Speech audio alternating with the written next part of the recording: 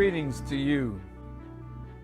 I am Minister Louis Farrakhan, National Representative of the Honorable Elijah Muhammad and the Nation of Islam.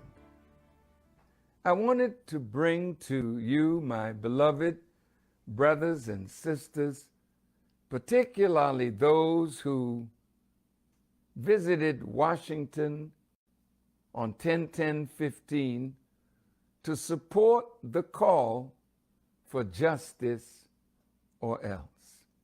Remember what we said.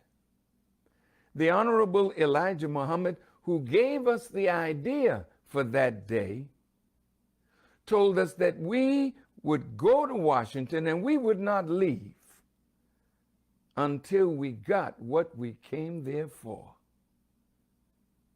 As I pondered his words, I know that we could not stay in Washington until justice came, but we have to stay on the subject of justice. Everything that we say and do must be geared toward that day when justice will roll down the mountain and righteousness like a mighty stream. This is that day that justice will come down from the mountain like a river, and righteousness will flow like a mighty stream, because God is the one who is the real or else. Nobody can defeat him if he stands with us. And he does. And this is why the scripture says in the book of Revelations, the nations are angry, and thy wrath has come. For it is the time of the dead that they should be judged and given justice. The Honorable Elijah Muhammad pointed to all of the nations on the earth. There's great anger among them. But the anger to be feared is the wrath of God. And his wrath is now in the world because justice is in his hand, but it is a weapon that he's using against the wicked. As thou hast done, so shall it be done unto you. So no matter where you go on the earth, the people are upset. The people are rising. The awakening of the masses is throwing that supremacy class into confusion, because they can't control the masses anymore. And while I'm on that subject, thank you to the students of the university in Missouri and Columbia. Thank you for demonstrating to our people the power of unity, standing together on that campus for change. You were brilliant. I marveled at the young man who spoke of the plans for the future. Even though the president had resigned and the chancellor had resigned, they said, this is just the beginning. We want, and he listed several things, because the cry for justice doesn't end with somebody retiring or somebody exiting the scene.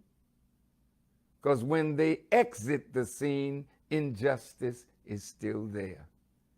I hope that the new black president will not be an Uncle Tom that the enemy has placed there, thinking that a Tom will quell our desire for justice.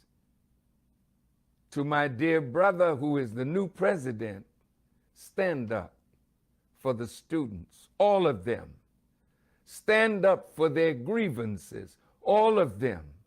Fight those things that disturb the peace of the students.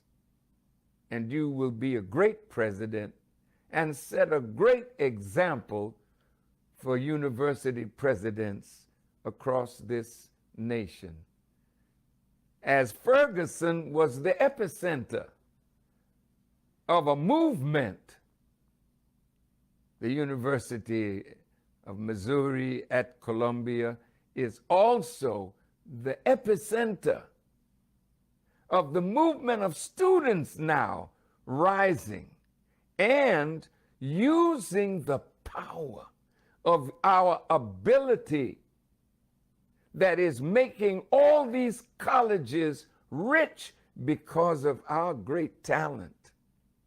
But the moment the black football players said, no, no, we will not practice, we will not play a game until what we seek is carried out. Didn't take long, because they saw $35 million at a loss. So it seems like spreading that kind of pain, where dollars are taken from the pool of white supremacy, then all of a sudden our dollars matter, and then they can consider our lives and what matters to make our lives better. To Brother Jonathan Butler, you demonstrated that selflessness and that love for your people, that you would suffer hunger even to the point of death to bring about a change. My dear brother, that spirit is what encouraged the football team. And until we are ready to make the ultimate sacrifice to bring about a change for our generation and generations yet unborn,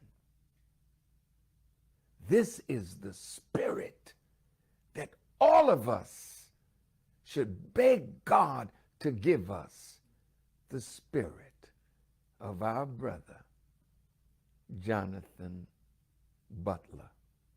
I will carry you in my heart for what you did. So we've decided, as you know, to boycott Christmas. It's not a new idea at all. Oh, it started a long time ago, but it never gained the traction nationally. Did you know that Frederick Douglass, one of our great ancestors, listen to what he said about these holidays. He was talking not just about Christmas, no.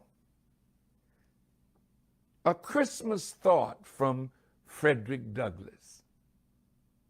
Quote, "The holidays are part and parcel of the gross fraud, wrong, and inhumanity of slavery. From what I know of the effect of these holidays upon the slave, I believe them to be among the most effective means in the hands of the slave master in keeping down the spirit of insurrection. These holidays serve as conductors or safety valves to carry off the rebellious spirit of enslaved humanity. So all these holidays that have been introduced to us by our former slave masters and their children, they have a purpose. It let the slaves off for a day, which they really appreciated, and then they had games and competitions between the slaves, and then they allowed the slaves to take a drink. And they would give prizes out to the slave that drank the most and didn't show signs of drunkenness. And isn't that the way we behave today? Our days off, which is called their holidays, give us a day. And of course, the liquor stores are always busy on that day because that's the culture of the observance of America's holiday seasons. The greatest of these holiday seasons is winter holidays. And let's look at the money that the business people get for Christmas. All the holidays that America celebrates brings in a total of $750 billion, and 602 1/10 billion of this $750 billion pie comes in just 2 months, November and December, which makes up nearly 30% of a retailer's annual sale. Now, the winter holidays, $602.1 billion. Back to school and college, $74.9 billion. Mother's Day, $19.9 billion.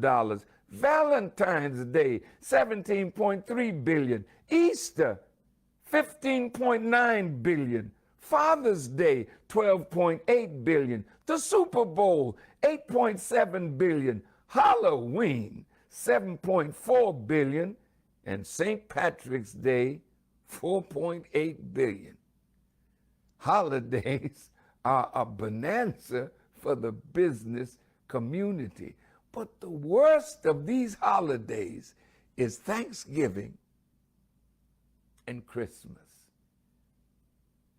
The native people are angry that we would dare celebrate Thanksgiving when Christopher Columbus sat down with the native people and had dinner. No, the native people were the turkey on the table for those folk. The Native Americans are angry. The Western Hemisphere is upset because before Columbus came, there was 112 to 120 million Indians in the Western Hemisphere, particularly in North America. And when Master Farad Muhammad came to us, that number had come all the way down from 112 to 120 million down to 2 million. So we don't celebrate Columbus and we don't celebrate Thanksgiving. Of course we give thanks, but we ought to keep our money this Thanksgiving in our pocket. If you can afford a turkey, fine, but the purpose for this should not be Thanksgiving like the early pilgrims celebrated it. Our Thanksgiving should be every day that we're alive and in the company of our families. Don't spend your money up on Thanksgiving. And the day after, isn't that what is called Black Friday? I would like to see Black Friday absent of black and brown people. Can you imagine on Black Fridays in the past when we rushed to the big stores and you would watch them watching us? I want them to watch for us that we won't be there Black Friday, Black Saturday, Black Sunday, all the way to the new year. Put your money in your pocket. Now, if you notice, when the football players were about to deprive that university of the $1 million or so on that Saturday, the last Saturday that is, immediately what they wanted, they got. Martin Luther King said, look, you don't have to run around talking bad. You don't have to gather any Molotov cocktails and burn up your own community. Elijah Muhammad said, you don't even have to fire one shot. All you have to do is fire the cannon of our unity. And that's what brought us to the table, and that's what gave us a little measure of justice. Now suppose we withheld our money during November and December. It's easy to do. Just keep your money in your pocket. And if you keep your money in your pocket, that's money that you will have saved. And imagine if we save hundreds of millions of dollars during that time. We will have money to spend and money to invest in creating a future for ourselves. Did you know that if we just spent 1/10 of 1% of what we spend for these holidays with black businesses, they would be able to hire thousands of black people, giving them jobs. Imagine if we knew how to invest the money that we would save. We could be free, justified and equal, building our own economic base. Now let's look again at this Christmas. Did you know that in 1962, Medgar Evers, some of you young ones have not heard of him, but look him up. He's a great brother from the NAACP in Jackson, Mississippi. Medgar Evers decided, because of the ill treatment of the blacks in Mississippi, particularly in the city of Jackson, that they would not support those big businesses in Jackson, Mississippi with black dollars. The boycott that he did was 99% successful. So successful that the mayor had to come out and literally beg black people, spend money. We'll protect you. We'll give you police protection from the boycotters. Not today. We don't need protection. We're not going to show up.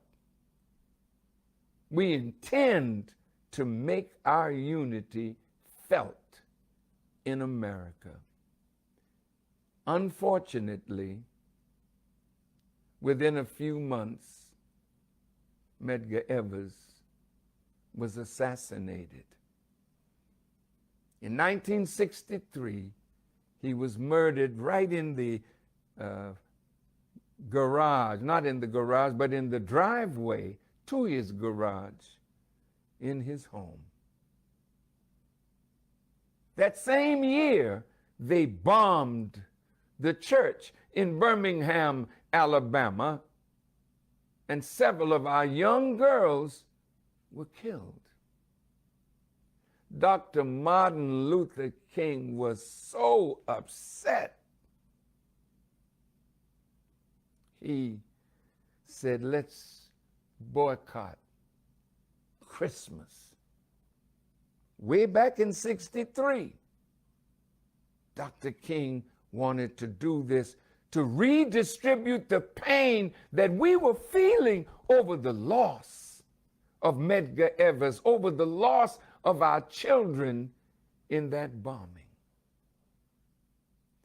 And I think it was Roy Wilkins of the NAACP said, well, we shouldn't do that. We shouldn't do it because we don't want to deprive our children of their toys. And of course, there'll be some who will say the same now. But keep your eye on them because they're working for the enemy. They are not the leaders that you think they are if in the throes of our pain as a people, we want to hold our money. And some of these weak leaders will come and say, no, we don't want to deprive the children of their toys. Brothers and sisters, Santa Claus is a lie. The great Adam Clayton Powell told us, boycott Christmas. Santa Claus is a lie. You who are Christians, you read the book of John, where Jesus said, I am the way, the truth, and the life.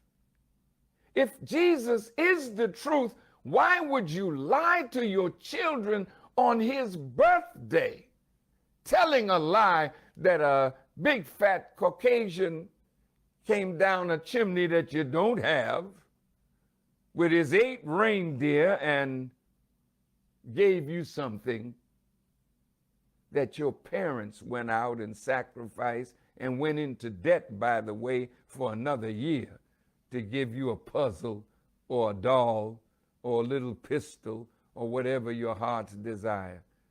You'll get your toys, but not now, not November, not December. We'll find a black store that's selling things that have meaning. Most of the gifts that you give on Christmas really have no meaning. The best gift you could give on Christmas is you. Your heart, your love for your family, your friends.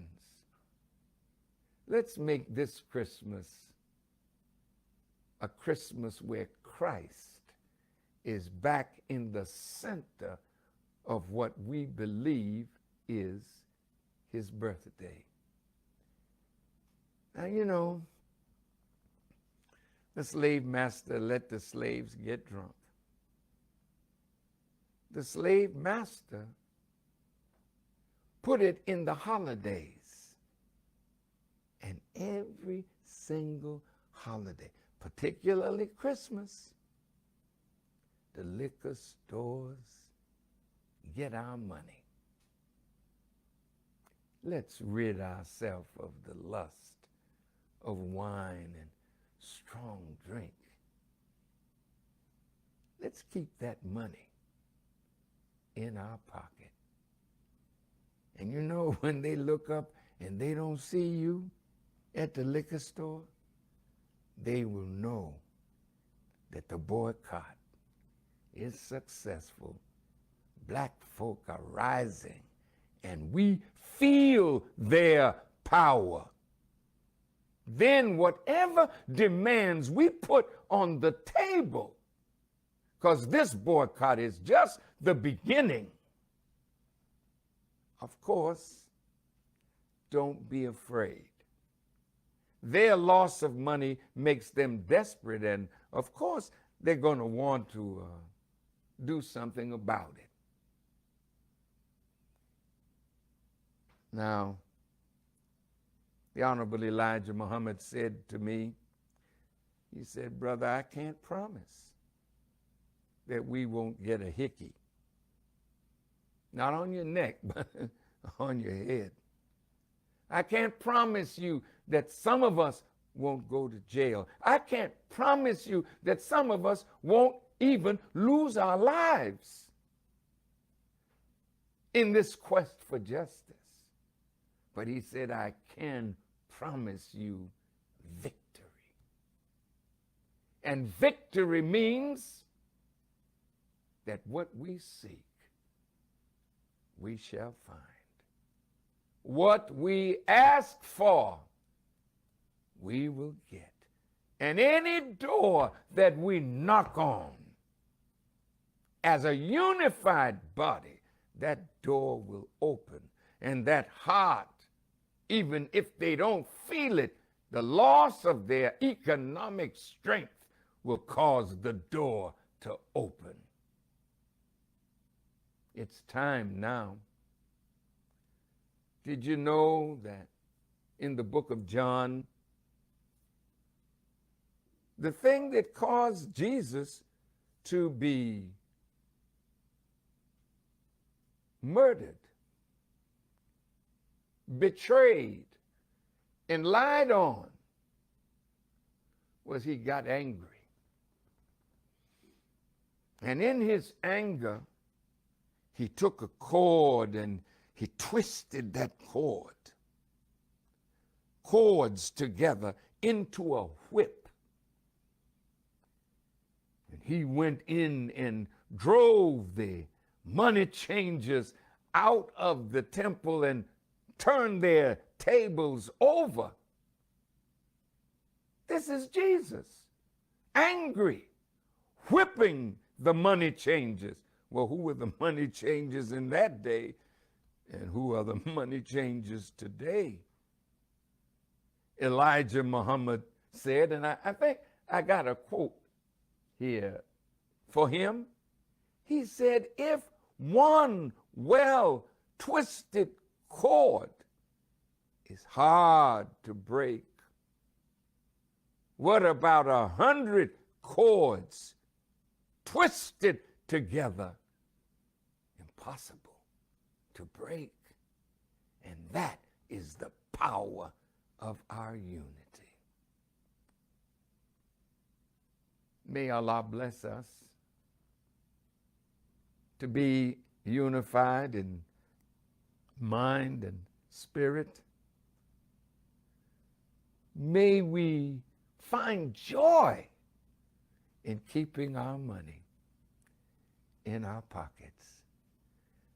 Man, just think about the discipline that you will impose on yourself. Oh, do you see on television? All kinds of sales are being offered. Oh man, Christmas is coming early this year. They started playing all the Christmas music. Rudolph the red-nosed reindeer. Santa is big, man. I even saw this morning on television a black-faced Santa. If you see one, tell him, come on, brother, get up out of that foolish uniform. The uniform that you got is what is catching hell, and that's your black face. We can't take that off. We're suffering because we're black, and we're suffering more because of the lack of knowledge. Christmas is a pagan holiday that the enemy invented.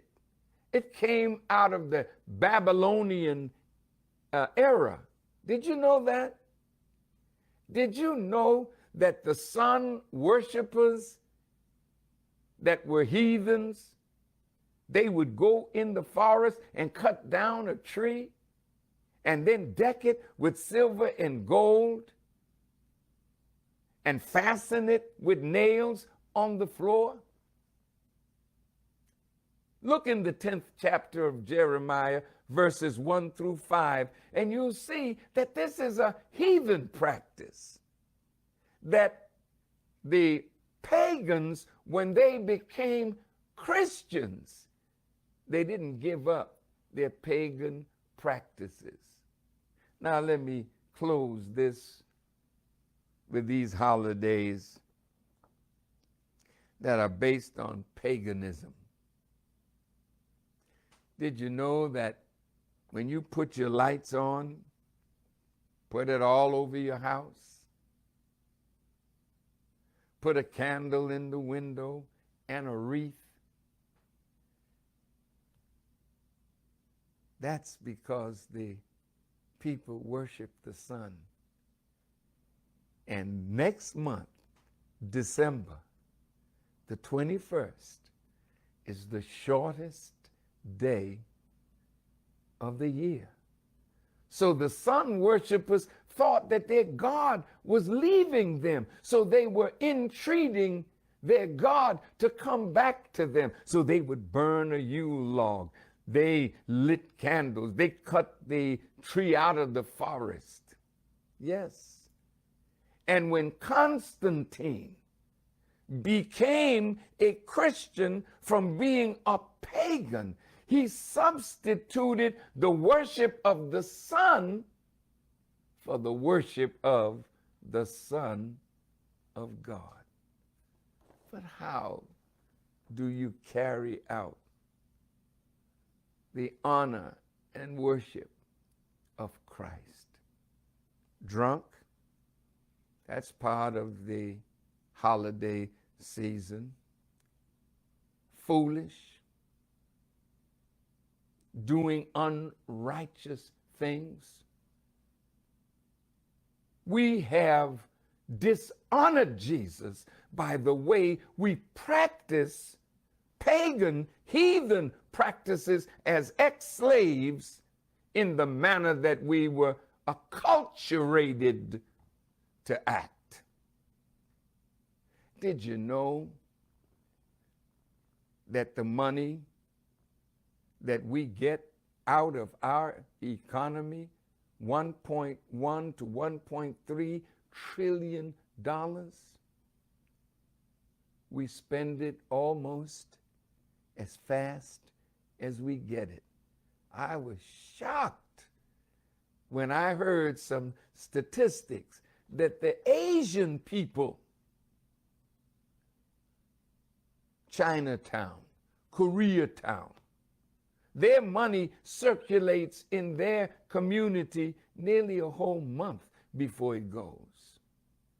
The Jewish people, their money circulates in their community for 20-some days before it leaves. Even our Mexican family, they're better than we in turning their money around in their own community. But when I heard that our money leaves in 6 hours, where did that come from? Did you know that under Abraham Lincoln, he established the Freedmen's Bank? And black people coming out of slavery put over $5 million in several of the Freedmen's Banks. And through a scheme, they closed the banks down and all our money was lost. This crippled in us a desire to save. And most of us have not saved anything. As fast as we get the money, we spend it. Did you know that when we were sharecropping, if we saved our money and put it in a mattress, the slave master could come, go in our house or a little place where we lived and take our money? If we hid it in a bale of cotton, they would search, and if they found it, they'd take it. It's part of the slave code. A black man must never save money. A black man must never invest money. A black man must never think about economic development. So as fast as you get your money, you run away to spend it, because we learned during slavery that's the only way we could keep the power of our money, because the slave master would take it if we saved it. So we went right out and spent it. And now it's part of our culture. $1.1 trillion to 1.3, and it's gone. Fast as we get it, we spend it. So we'll be breaking some bad habits this Christmas with your help. We'll be getting a step up on economic development for our people, starting with this boycott. And all you're doing is squeezing your money in your pocket. Just squeeze it. Don't throw it away. Don't give it away. Find a black business that is selling things and spend some of your money with them. Elijah Muhammad hated these big retail stores. You know why? They come into our community, they buy in bulk, and they can lower the price. And they put all little black businesses out of business. We should say to hell with them. Find a black store that you can support. Find a brown store that you can support. And this Christmas, after we get to the new year, by God's grace, we'll get ready to get on to the second phase of our work. It can't stop until justice flows down the mountain like a river, and righteousness like a mighty stream. You be the or else. God is the big or else, but you and I can be a little or else. And remember the words of Dr. King. He said, go by the business stores and tell them, God sent me by here to say to you, you're not treating his people right. These are Dr. King's words. God said he wants you to treat his people fair. That should be first on your agenda, treating God's people fair. He said, but if you don't do that, in our agenda, we will withdraw our support economically from you. We're going to do that until the black life, the cause of justice, is honored and respected. May Allah bless you. There'll be more messages like this coming to you. Pass these words. Sit around a table and discuss it. Get your Bible and look at it. And if the enemy is so angry with me and us for calling this boycott, then don't bother my people. Come to me. I'm talking to the enemy. I'm waiting on you. My God has something for you. If you think that you can put over what you've been doing to my brothers before me,